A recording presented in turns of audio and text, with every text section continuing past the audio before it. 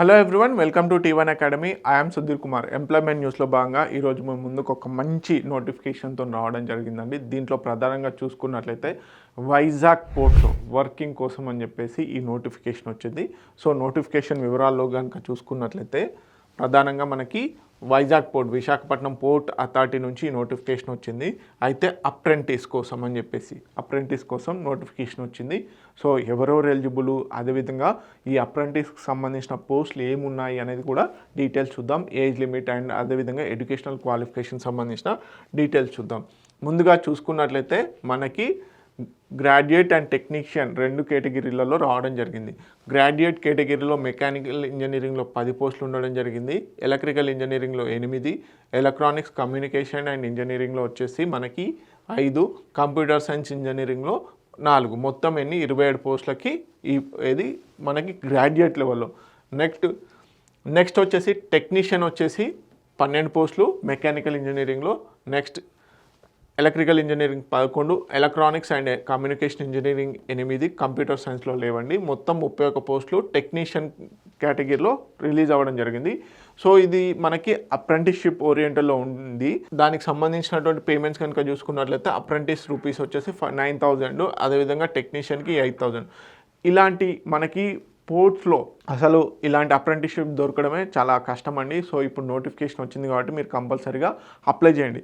So ఇది ఎందుకు అంటే ఇలాంటి వర్క్ ఎక్స్పీరియన్స్ కనుక మీకు ఉన్నట్లయితే, ఆ సర్టిఫికేషన్ ఉన్నట్లయితే మీకు చాలా మంచి ఫ్యూచర్లో మంచి జాబ్స్ దొరికే ఛాన్సెస్ ఉంటాయి. ఒకవేళ అందులోనే మీకు పర్మనెంట్ అయ్యే ఛాన్సెస్ ఉంటాయి. కాబట్టి ఖచ్చితంగా ఎవరైతే మేజర్గా diploma in mechanical engineering, electrical engineering, అదేవిధంగా ఈసీఈలో కంప్యూటర్ సైన్స్లో ఎవరైతే డిప్లొమా చేశారో వారు కంపల్సరీగా అప్లై చేయండి.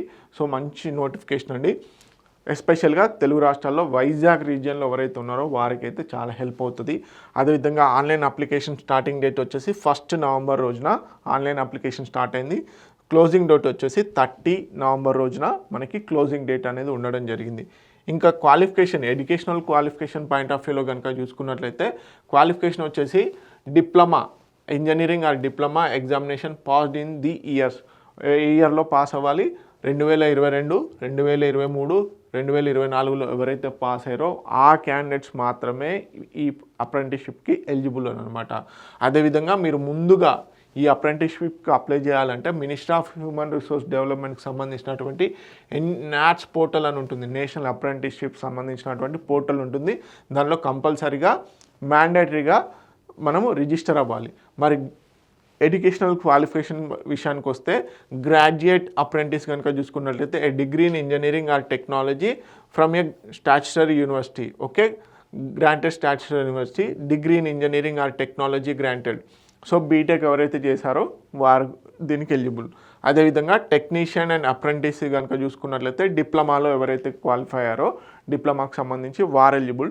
సో ఇయర్స్ ఖచ్చితంగా గుర్తుపెట్టుకోండి, 2022 నుంచి 2024 మధ్యలో ఎవరైతే ఇంజనీరింగ్ అండ్ డిప్లొమా చేశారో వారు ఈ అప్రెంటిస్షిప్కి ఎలిజిబుల్. మంచి నోటిఫికేషను, అస్సలు వదలకండి. ఎందుకంటే మనకి ఇలాంటి వాటిలలో మనకి నోటిఫికేషన్ రావడమే చాలా రేర్ అనమాట అప్రెంటిస్షిప్ ఓరియంటల్లో. సో ఆ సర్టిఫికేషన్ ఏదైతే ఉంటుందో మీరు అప్రెంటిస్షిప్ చేసిన తర్వాత ఆ సర్టిఫికేషన్ మీకు ఫ్యూచర్లో మంచి జాబ్స్, మంచి పొజిషన్ రావడానికి చాలా హెల్ప్ అవుతుంది. ఈవెన్ పోర్ట్లోనే మనకి ఆ వైజాగ్ పోర్ట్లోనే పర్మనెంట్ అయ్యే ఛాన్సెస్ కూడా ఉంటాయి based upon talent and skill, okay. So ఇదండి నోటిఫికేషన్ సంబంధించినటువంటి వివరాలు.